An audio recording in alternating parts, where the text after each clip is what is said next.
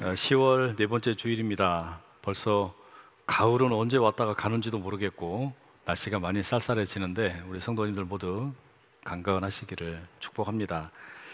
오늘은 고린도전서 강해로 다시 돌아가서요 10장 14절에서 22절 말씀 본문으로 도둑 맞은 집중력, 이런 제목의 말씀 전하겠습니다. 평소에 독서를 많이 하시는 분들은 오늘 설교 제목이 좀 익숙하실 겁니다. 이 도둑 맞은 집중력은 올해 아주 많은 인기를 끌고 있는 베스트셀러 책의 제목이기도 합니다. 저도 최근에 이 책을 아주 흥미롭게 읽었는데요, 집중력에 대한 내용을 제목 그대로 다루고 있습니다. 영국 출신의 작가인 요한 하리라는 분이 이 책에서 전 세계적으로 사람들의 집중력이 점점 저하되고 있는 그 원인이 뭘까? 그러니까 어느 지역에만 국한된 문제가 아니라 전 세계적으로 대부분의 사람들의 집중력이 과거와 비교하면 현격하게 떨어지고 있는 그 원인이 뭘까? 이걸 추적하는 내용을 담고 있는 책입니다. 미국의 10대 학생들 같으면 집중력이 65초밖에 되지 않는데요, 직장인들의 일반적인 집중력은 3분을 채 넘지 못한다고 합니다. 여러분은 어떤 것 같으세요? 과거와 비교해서 여러분의 집중력은 향상되었습니까? 아니면 더 저하되었습니까? 아마 대부분 우리는 집중력이 점점 이상하게 약해지는 것을 경험하고 있을 겁니다. 아마도 그것은 여러 스마트폰이나 많은 디지털 기기의 영향이 있겠죠. 유튜브를 계속 봐야 되고, 메일을 확인해야 되고, 카톡이 왔나 확인하고, 페이스북도 해야 되고, 이런 식으로 자꾸 산만하게 되는 경향이 꽤 많이 있어요. 눈으로는 스마트폰을 보고 또 귀로는 음악을 들으면서 텔레비전의 화면을 시청하는, 한꺼번에 여러 가지 일을 하려고 하는 그런 경향이 있단 말입니다. 그러다 보니까 무언가 하나를 진득하게 집중하지를 못하는 거예요. 이게 도대체 왜 그러는 걸까요? 이 책의 저자는 이런 현상의 원인을 찾기 위해서 전 세계 가장 뛰어난 과학자들, 전문가들을 찾아가서 수백 번의 인터뷰를 진행을 합니다. 그리고 상당히 뜻밖의 발견을 하게 되는데요, 과거 우리가 흔히 집중력의 문제는 개인에게 달린 것이다 라고 생각을 했어요. 그러니까 무슨 ADHD 이런 어떤 질환, 유전적인 질환이라고 생각을 했습니다. 또 집중력이 약한 것은 개인의 의지의 문제라고 생각을 했어요. 통제력이 약하기 때문이라고 생각을 한 거예요. 그런데 이게 꼭 그런 것만은 아니라는 것을 알게 된 겁니다. 스마트폰을 비롯해서 여러 SNS나 디지털 기기들, 이런 것들에 대해서 개인이 통제를 하지 못해서 집중력이 떨어지는 게 아니라, 이것도 있겠지만 그와 함께 더 중요한 원인이 있는데, 그건 뭐냐? 이게 전 세계적인 현상으로 나타난다라는 것은 우리가 살고 있는 이 사회의 시스템 자체가 그렇게 만들고 있다는 겁니다. 이 세상 자체가 사람들로 하여금 어떤 일에 집중 못하게 만들고, 자꾸 산만하게 만들고, 이 집중력이 분산되게 만들어가고 있다는 거예요. 저는 이게 아주 참 솔깃했어요. 아주 흥미롭다라는 생각이 들었단 말입니다. 이 책을 읽으면서 오늘 본문의 말씀과 뭔가 좀 통하는 면이 있다라는 것을 발견하게 되었습니다. 그게 뭔지 좀 차근차근 말씀을 좀 드리려고 하는데요, 오늘 본문은 14절 말씀이 이렇게 시작합니다. 그런즉 내 사랑하는 자들아, 우상 숭배하는 일을 피하라. 이 바울이 고린도 교회 성도들에게 보내는 메시지의 내용이죠. 이 말씀의 전후 맥락, 저희가 계속해서 반복해서 드리는 말씀이 있어요. 이 고린도 교회는 아주 평안한 교회가 아니었습니다. 싸움이 많고 분파로 나누어져 있고, 서로 나의 지식이 더 뛰어나다, 내가 더 지혜롭다, 이렇게 다툼이 심했던 교회입니다. 바울은 바로 그런 교회 성도들로부터 자신들의 현안에 대해서 답을 달라라는 편지를 받았습니다. 거기에 대해서 답장을 하는 게 이 고린도 전서입니다. 그런데 바울은 교회 성도들이 묻는 질문에 대해서 바로 답장을 쓰는 게 아니라, 이 교회 성도들이 함께 너와 내가 공유하고 있는 우리의 믿음의 근원이 뭐냐, 우리의 신학적인 이 근본 토대가 뭐냐, 이걸 먼저 밝히기 시작을 합니다. 그게 1장에서부터 6장까지 긴 분량을 할애해서 설명을 해요. 그걸 제가 십자가의 복음이다 이렇게 말씀을 드렸어요. 그리고 그게 4가지 정도 된다 이야기 드렸어요. 첫째는 사람의 지혜보다는 하나님의 어리석음이 더 뛰어나다. 두 번째는 그 하나님의 어리석음이 바로 십자가의 복음이다. 그리고 세 번째는 이 십자가의 복음이 우리 모두를 구원하였다. 그리고 네 번째는 그렇기 때문에 다른 무엇보다도 우리에게 급한 것은 그 십자가를 통하여 하나가 되는 것이다. 이게 바울이 긴 분량을 할애해서 설명하는 우리가 공유하고 있는 믿음의 근본 토대입니다. 그리고 이제 7장부터는 교회 성도들이 질문했던 현안에 대해서 이제 답변을 합니다. 7장에서는 결혼에 대한 이야기를 다루었어요. 그리고 8장과 9장과 10장에서는 동일한 주제를 함께 다룹니다. 우상에게 바친 제물을 먹을 수 있느냐, 이와 같은 문제에 대한 답변이었습니다. 바울은 8장과 9장에서는 이 문제에 대해 상당히 논조가 부드럽습니다. 그러면서 원칙적으로는 이렇게 이야기해요. 우상에게 바친 제물을 먹을 수 있다라고 생각하는 자칭 강한 자들이 있습니다. 믿음이 강한 자들이 있어요. 이 사람들에게 혹시 당신들이 우상에게 바친 제물을 먹는 걸 보고 믿음이 약한 자들이 시험에 들어서 우상 숭배에 빠질 수 있으니 그러지 말고 자유를 좀 절제해라. 당신이 가지고 있는 권리를 좀 절제하면 좋겠다. 왜냐하면 우리의 지식보다 중요한 게 사랑이기 때문이다 라고 이야기합니다. 그리고 9장에서는 자신의 경우를 예로 들어요. 내가 사도인데 마땅히 누릴 수 있는 권리가 있고 자유가 있지만 나는 그렇게 하지 않는다.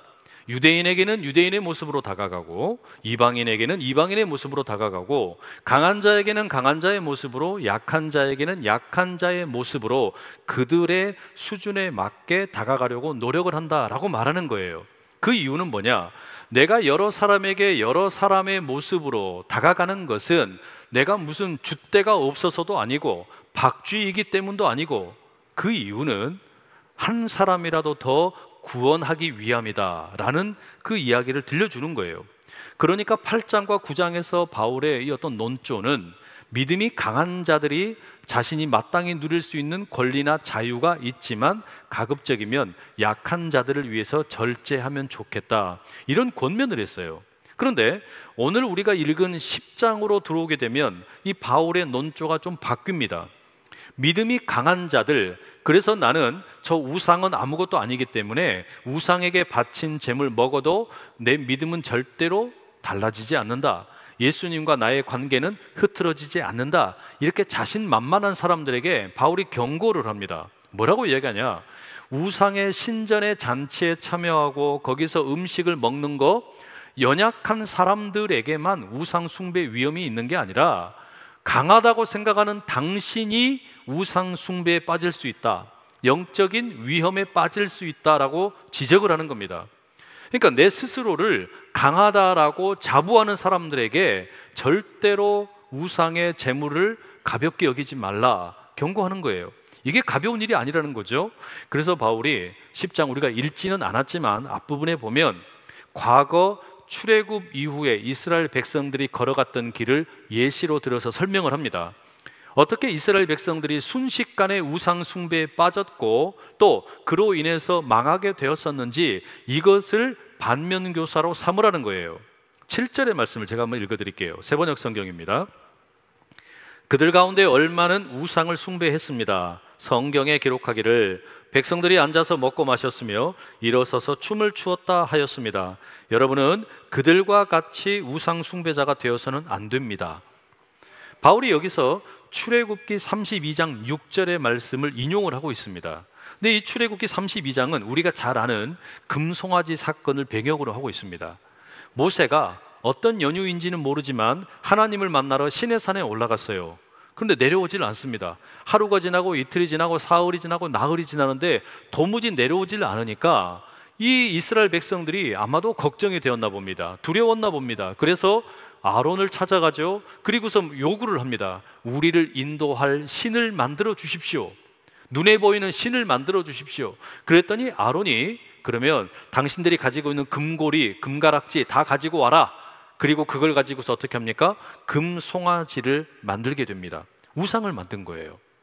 하나님께서 홍해를 가르셔서 구원하셨고 만나와 메추라기 또 반석을 쳐서 물을 내어주시며 이스라엘 백성들을 이끌고 오셨는데 너무나도 어이없게 순식간에 이스라엘 백성들이 금송아지를 만들었어요. 그리고 그 다음날 무슨 짓을 합니까? 그 금송아지 앞에 제사를 드립니다. 거기에서 번제를 드리고 화목 제물을 드리는 거예요. 그리고 그 우상 앞에 앉아가지고 먹고 마시고 일어나서 뛰어놀았다라고 성경이 기록하고 있습니다. 근데 이게 단지 그냥 먹고 마신 것으로 끝나는 게 아니라 뛰어놀았다라는 말은 어떤 해석자들에 의하면 이것은 성적인 일탈 행위를 가리킨다라고 되어 있습니다. 그러니까 우상을 숭배했을 뿐만 아니라 그 우상 앞에서 먹고 마시면서 성적인 범죄까지 함께 했다는 거예요. 결국 이 일로 인해서 출애굽 1세대, 이스라엘 사람들 출애굽 1세대가 두 사람 빼놓고는 아무도 가나안 땅에 들어가지를 못했어요. 40년 동안 그 광야를 헤매면서 다 죽게 된단 말입니다. 하나님의 진노로 인하여 이런 안타까운 일이 일어나고 말았습니다. 바울은 바로 이 일을 고린도 교회 성도들에게 하나의 예시로 들려줍니다. 우상은 아무것도 아니라고 생각하는 사람들, 그래서 우상의 신전에서 바쳐진 재물 먹는 거 대수롭지 않게 생각하는 사람들에게 경고하는 거예요. 출애굽 백성들도 그랬다. 그들도 그렇게 쉽게 생각을 했다. 그런데 그 우상에게 바친 재물 먹고 하다가 결국은 또 다른 죄를 범하게 되고 하나님의 진노를 사게 되었다는 거예요. 바로 그런 이유 때문에 바울이 9절에 고린도 교회 성도들에게 이렇게 말합니다. 우리는 그들과 같이 시험하지 말자. 출애굽 이후에 이스라엘 백성들이 그렇게 하나님을 시험하게 되어서 진노를 사게 되고 결국에 약속의 땅 가나안에 들어가지 못했던 것처럼 우리는 그러지 말자 권면을 하는 거예요. 그리고 22절에서는 바로 그런 행위가 우리 주님을 노엽게 하는 일이다라고 단언합니다. 그래서 오늘 우리가 읽은 본문 14절 제가 다시 읽어드릴게요. 그런즉 내 사랑하는 자들아 우상 숭배하는 일을 피하라. 여러분, 과거에 이 출애굽을 했던 이스라엘 백성들도 우상 숭배로부터 자유롭지를 못했고 그것 때문에 발목을 잡히는 일이 많았고 또 초대교회 당시에 고린도 교회 성도들뿐만 아니라 많은 사람들이 이 우상의 문제 때문에 힘들어했어요. 그런데 오늘날도 마찬가지인 것 같습니다. 과거 출애굽 세대가 하나님께서 주시는 만나를 먹고 메추라기를 먹고 반석에서 생수가 나오는 걸 마셨습니다. 그럼에도 불구하고 금송아지를 제작을 하고 거기 앞에서 뛰어놀다가 하나님으로부터 진노를 샀어요. 고린도 교회 성도들도 예수 그리스도의 십자가를 통해서 구원의 은혜를 받았지만 동네의 다른 우상의 신전에 가서 재물을 먹고 그것을 가벼이 여기다가 지금 우상에 덫에 걸리는 문제가 생겨났단 말이에요. 이것은 또한 우리들의 문제도 될 수가 있는 일입니다. 이게 무슨 말이냐? 앞서 오늘 현대를 살아가는 우리 모두가 점점 집중력이 저하되고 있다라는 말씀을 드렸습니다. 이 도둑 맞은 집중력의 저자는 이렇게 점점 우리가 산만해지고 또 우리의 집중력이 약해지는 게 개인의 문제가 아니라 사회의 시스템, 사회 구조의 문제라고 지적을 하는데 이것을 비만율의 증가와 비교해서 설명을 해요. 여러분, 우리가 지금 그 비만율 어떤 도시는 높고 어떤 도시는 낮고 이렇게 비교가 되는 경우가 있는데 그 비교를 가만히 보니까요, 사람들이 걸어 다닐 수 있는 등산로가 잘 돼 있고 산책로가 잘 돼 있는 도시와 그렇지 않고 차를 타고 다닐 수밖에 없는 도시의 비만율을 비교해 봤더니 걸을 수 없는 도시의 비만율이 훨씬 높더라. 이런 연구 결과가 나온 거예요. 이게 무슨 이야기입니까?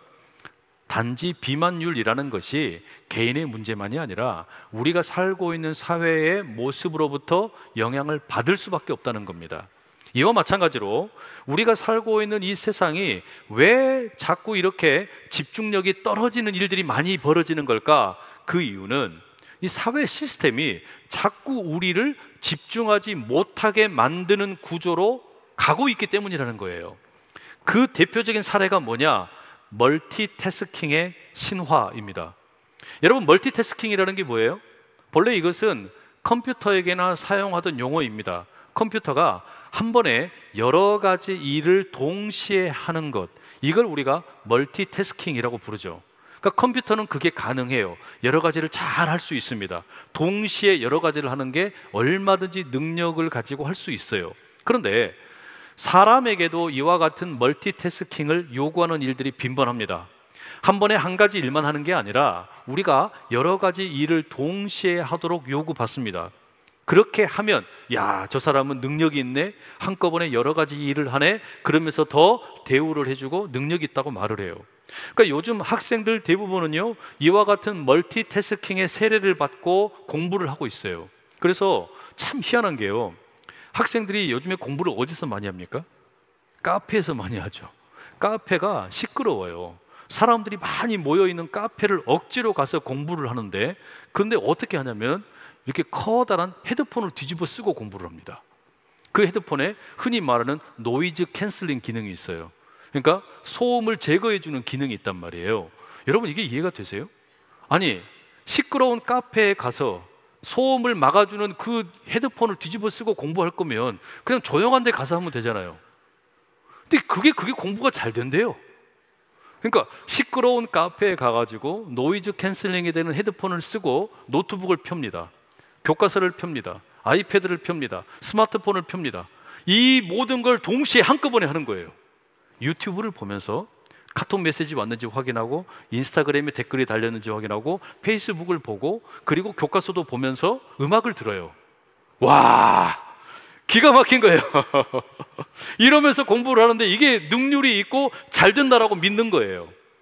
이렇게 하는 것이 우리는 얼마든지 가능하다라고 지금 세상이 우리에게 그렇게 이야기하고 있다는 말입니다. 그런데 이 저자에 의하면 뇌과학 전문가들을 만나서 이야기를 들어보니까 우리 인간의 뇌라는 것이 그렇게 멀티태스킹에 최적화되어 있지가 않답니다. 우리 사람의 뇌는 한 번에 하나밖에 못한대요. 우리 사람의 뇌는 한 번에 하나밖에 못하도록 만들어져 있답니다. 그런데 왜 우리는 여러 가지를 할 수 있다고 착각을 하는 걸까요?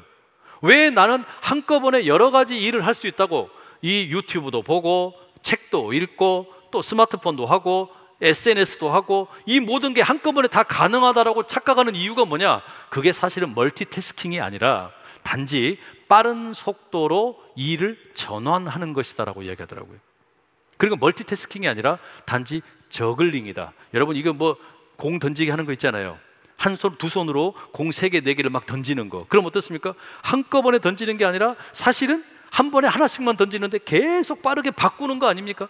마치 그것처럼 우리의 뇌는 한 번에 하나밖에 못 하는데 여러 개 일을 벌려놓고서 돌아가면서 계속 일을 하는 거예요. 그러다 보니까 무슨 일이 생기냐? 아무 것에도 집중을 못 해요. 아무 것에도 제대로 집중을 해서 깊게 들어가지를 못하는 거예요. 이게 지금 우리가 겪고 있는 이 집중력을 자꾸 빼앗기는 원인 가운데 하나라는 겁니다. 그럼 여러분, 우상 숭배 역시 그런 입장에서 우리가 좀 생각을 해볼 수가 있어요. 도대체 왜 고린도 교회 성도들 가운데 일부분의 사람들은 저기 우상의 신전에 가서 제물로 바쳐진 고기 먹어도 된다고 생각을 했겠습니까? 왜 이걸 대수롭지 않게 생각했겠어요? 그것은 그 도시의 문화가 그랬기 때문입니다. 이 고린도에는 여러 많은 신들이 있었어요. 그래서 도시에 살고 있는 그리스도인이 아닌 사람들에게는 여기 가서 저 신을 섬기고 저기 가서 또 다른 신을 섬기고 이게 아무 문제가 되지 않았습니다. 그러니까 예수를 섬기면서 제우스를 섬기고 아프로디테 여신을 섬기는 게 이상하지가 않은 일이었단 말이에요. 그게 아무런 문제가 되질 않았어요. 제가 지난 일주일 전에 네팔을 방문했을 때 이와 비슷한 경험을 좀 했던 것 같습니다. 네팔에서 사역을 하시는 우리 안산제일교회 출신의 수먼 목사님이라는 분이 계세요. 이분이 지금 이제 교회도 섬기고 감리교 신학대학교에 또 학장으로도 일을 하고 있고 그 감리교의 감독으로도 사역을 하고 있습니다. 아주 중요한 일을 많이 하는 분인데 이분의 사모님이 한국 분이세요. 우리가 함께 모여가지고 홈커밍데이 행사를 할 때 이 사모님이 그런 이야기를 했어요. 네팔에는 약 3억 3천 개의 우상이 있습니다. 네팔의 인구가 한 3천만 명 되는데 우상이 3억 3천 개라면 사람의 숫자보다 한 10배가 더 많다는 거죠. 어마어마하게 많은 거예요. 그런데 이 네팔의 그 수많은 종교들 그리고 우상들은요 서로를 배척하거나 또는 적대시하지를 않는다는 거예요. 힌두교 성도가 그냥 불교 사원에 가서 그냥 예배를 드려도 아무렇지 않아요. 그런 신전을 왔다 갔다 하는 게 거리낌이 없는 겁니다. 이런저런 우상들의 신전을 왔다 갔다 하는 것이 그 네팔 사회에서는 전혀 거리낄 게 없단 말이죠. 자, 사진 한 장 보여드리겠습니다. 이 사진은 그 네팔의 수도인 카트만두에 있는 스와얌부나트 사원이라고 합니다. 근데 이제 이름이 어렵잖아요. 근데 우리에게 익숙한 이름은 원숭이 사원입니다. 여기 가면 원숭이가 많이 있대요. 그리고 네팔의 불교의 성지로 여겨지는 곳이고 유네스코에도 등재가 되어 있는 곳입니다. 근데 분위기를 보면 꽤나 이 힌두교 사원과 많이 흡사해 보이고 비슷해요. 근데 제가 이 인상적이었던 것 중에 하나가 있었는데 그게 뭐냐면 염전 혹은 기도 바퀴라고 불리우는 요 사진에 있는 겁니다. 이게 뭐냐면 이 원통형으로 만들어진 것인데 이 안에, 이 겉에는 지금 기도문이 적혀 있고 또 안에도 그 불교의 경전이 그 안에 들어있대요. 그러면 이 사람들이 믿는 건 뭐냐면 왼편으로 돌리면 불경한 거고 오른편으로 이렇게 이걸 돌리면서 읽으면요 그 안에 있는 불경의 경전을 다 읽은 게 돼요. 돌리기만 하면은 내가 그걸 다 읽은 것이 되는 거예요. 솔깃하죠? 꽤 괜찮지 않습니까? 그래서 야, 네팔에 있는 이런 그 불교 사원 또 힌두교 사원 돌아보면서 아, 여기는 자기 종교에 상관없이 여기저기를 가는 게 별 문제가 없구나, 왔다 갔다 하는 게 별로 그렇게 크게 나쁘지 않구나, 거부감이 없구나, 이런 것을 느낄 수가 있었어요. 그런데 여러분, 만약에 제가 저기 그 네팔에서 보고 왔던 이 기도통, 원통 이거를 이거 좋다, 우리도 좀 수입을 해야겠다, 이걸 가지고 와가지고 우리식으로 바꾸는 거예요. 저 원통의 겉에다가는 뭐 주기도문도 좀 새겨놓고 그 안에다가는 성경책을 66권을 각각 하나씩 다 넣어놓는 거죠. 그리고 나서 어떻게 하는 겁니까? 로비에다가 딱 66개를 만들어 놓고 자, 한 바퀴 돌리고 가세요. 그러면 뭐가 돼요? 순식간에 성경 일독하는 거예요. 성경 일독 그냥 하는 거예요. 이거 얼마나 좋습니까? 너무 편하잖아요. 굳이 막 그냥 어렵사리 성경 읽을 필요도 없고, 심지어 어떤 분들은 자녀들에게 이거를 유산으로 주겠다고 아주 그냥 꾹꾹 눌러서 필사까지 하시는 분들 계시잖아요. 그런 거 뭐하러 해요? 그냥 한 바퀴 돌리면 그냥 다 되는데 너무 편하고 좋잖아요. 그런데 우린 그렇게 안 한단 말이에요. 우리가 쉽게 안 한단 말이에요. 우리는 말씀을 어떻게 합니까? 어렵게 대합니다. 말씀이 어려워도 이해하려고 여러 번역본으로 읽어보기도 하고, 또 이 말씀을 묵상을 하려고도 하고 더 집중하려고 하고 이 말씀 속에 뿌리를 내리려고 애를 쓴단 말이에요. 심지어 그 말씀을 손으로 꾹꾹 눌러서 필사하면서 우리 마음에 막 새기려고 한다는 말이에요. 왜 그러냐? 우리는 성경의 말씀을 그냥 도구로 삼고 싶은 게 아니라 이 말씀에 생명을 걸고 싶은 거고 이 말씀에 진짜로 집중하고 싶기 때문에 그런 거 아닙니까? 그럼 생각을 해보세요. 우리 네팔의 형제나 자매들이 한국에 일을 하러 왔습니다. 일을 하는 거 참 고되지만 몇 시간씩 걸려서 우리 교회 네팔 예배부에서 예배를 드립니다. 이때는요, 몸은 고되지만 예배를 드리는 것은 너무너무 좋아요. 우리 그 네팔의 목사님들이 그런 이야기를 하셔요. 이 네팔의 이 형제와 자매들이 한국에서는 신앙생활을 너무너무 잘한다는 거예요. 그런데 이제 이곳에서 일을 마치고 네팔로 돌아가게 되면 거기에서는 신앙생활 유지하는 게 너무 어렵다는 겁니다. 왜 어렵냐? 다른 게 아니에요. 내가 하나님에게 집중하려고 하는데, 예수님에게 집중하려고 하는데, 성령님에게 집중하려고 하는데, 이 교회 신앙생활에 집중하려고 하는데 주변이 나를 가만히 내버려 두질 않는 거예요. 힌두교의 문화가 지배하고 있고 모든 것이 다 신이다라고 생각하는 그 다신론적인 사회에서 이 네팔의 우리 성도들을 가만히 내버려 두지를 않고 흔들어내는 겁니다. 그래서 우리가 홈커밍 데이를 할 때 네팔 목사님들이 가지고 있는 기도 제목 가운데 제일 중요한 게 뭐였냐면, 우리 네팔 형제 자매들이 한국에서 신앙생활 잘했는데 네팔에 와서도 신앙생활 잘할 수 있으면 좋겠다, 그 마음을 많이 표현을 했어요. 이게 너무 어렵다는 거예요.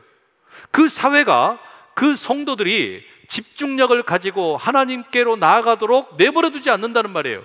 이 집중력을 자꾸 도둑질하는 거예요. 그런 일이 너무 많이 벌어진다는 겁니다. 다시 말하면 이게 뭡니까? 나의 신앙에 대해 집중하지 못하도록, 내가 믿는 예수 그리스도에게 집중하지 못하도록, 내가 믿는 성경의 말씀에 집중하지 못하도록 흔들어 놓는 이 사회적인 구조적인 시스템적인 문제가 있단 말이에요. 이렇게 보면 이 집중력 저하의 문제는 단지 개인이 의지가 약해서도 아니고요, 사회적인 시스템만의 문제도 아니고요, 이것은 영적인 문제예요. 사탄 마귀가 우리를 점점 어떤 것에도 집중을 하지 못하고 계속해서 어떻게 합니까? 분산시키는 겁니다.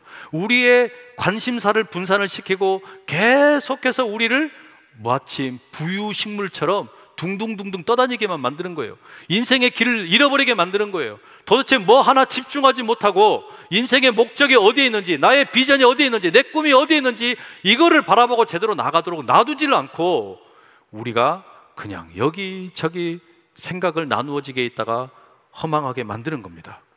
여러분, 이것은 우리 기독교에 있어서는 심각한 도전이 아닐 수가 없어요. 왜냐? 우리는 오직 한 분 하나님을 믿는 사람들 아닙니까? 그래서 우리는 오직 믿음이라고 이야기합니다. 오직 은혜라고 이야기합니다. 오직 말씀이라고 이야기합니다. 오직 예수, 오직 하나님께 영광이라고 이야기한단 말이에요. 그런데 이 세상이 지금 그걸 우리에게 허용하지 않으려고 어떻게든 우리의 집중력을 흐트러 놓으려고 계속해서 다가오고 있다는 말입니다. 그럼 여러분, 바울이 고린도 교회 성도들에게 여러분 우상 숭배하지 마십시오라고 하는 이야기는 달리 말하면 뭐가 되겠습니까? 예수 그리스도의 그 믿음에 집중하십시오. 십자가에 집중하십시오. 그 이야기 아니겠어요? 지금 바울이 요구하는 건 바로 그거란 말이에요. 하나님을 향한 신앙과 이방의 다른 신들 사이에서 왔다 갔다 하다가 이것도 아니고 저것도 아닌 그런 상태 되지 말고 오직 십자가에 집중하십시오. 바울이 그걸 지금 호소하고 있는 거예요. 그래서 바울이 출애굽 이야기를 언급을 합니다. 출애굽을 경험한 이스라엘, 홍해가 갈라지는 것도 봤어요. 광야에서 만나도 먹었어요. 메추라기도 먹었어요. 광야에서 나는 생수도 먹었습니다. 그런데 바로 그런 그들이 잠깐 모세가 보이지 않는다고 금송아지 만들어 놓고 그 안에다가 거기에다가 가서 음식을 바치면서 제사를 드리고 그 제사를 드리면서 먹고 마시고 일어나서 춤추고 놀며 또 다른 범죄를 범하다가 하나님의 진노를 받았던 이 전철을 밟지 말라는 겁니다. 그리고 오늘 본문 16절 17절에서 이 바울이 고린도 교회 성도들에게 성만찬의 이미지를 가지고 와서 똑같은 방식으로 설명을 합니다. 저와 여러분은 예수 그리스도의 살에 참여했습니다. 예수님의 살을 먹은 사람들입니다. 그리고 우리는 또한 예수님의 피를 마신 사람들입니다. 하나의 몸과 하나의 피에 참여한 사람들입니다. 그래서 우리는 주님과 교제를 한 사람들입니다. 그런데 어떻게 우리가 우상에게 바친 제물을 먹고 귀신과 교제할 수 있겠습니까? 이렇게 호소하는 거예요. 19절과 20절 말씀 우리 같이 한번 읽어보실게요. 19절 20절 시작. 그런즉 내가 무엇을 말하느냐? 우상의 제물은 무엇이며 우상은 무엇이냐? 무릇 이방인이 제사하는 것은 귀신에게 하는 것이요 하나님께 제사하는 것이 아니니 나는 너희가 귀신과 교제하는 자가 되기를 원하지 아니하노라. 이 바울의 논조가 많이 바뀐 거예요.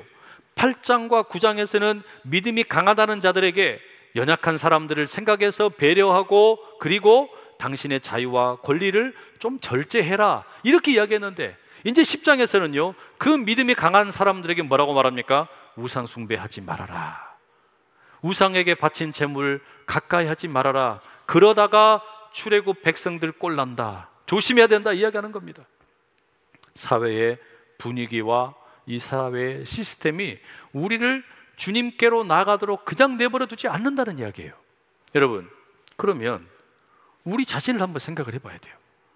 우리는 네팔처럼 무슨 막 다신론 이런 어떤 어마어마한 많은 우상들 그리고 그 속에서 여러 막 사원들이 있어가지고 그런 데로 막 자주 가고 그러지는 않죠.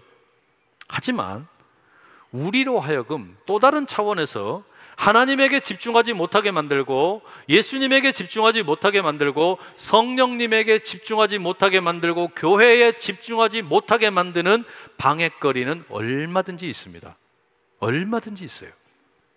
어쩌면 고린도 도시보다 또 네팔보다 우리가 살고 있는 이 한국 땅이 우리의 집중력을 더 많이 도둑질하는지도 몰라요.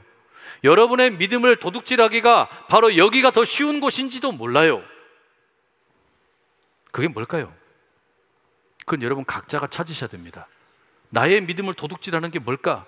다만 우리가 함께 모여서 교회 공동체로 모여서 성도들끼리 나누는 대화의 내용이 무엇인가? 이건 한번 우리가 생각을 해봐야 돼요. 여러분이 교회 주일날 함께 모이셔서 또는 주중에 함께 모이셔서 성도들끼리 나누는 대화의 주제가 어떤 겁니까?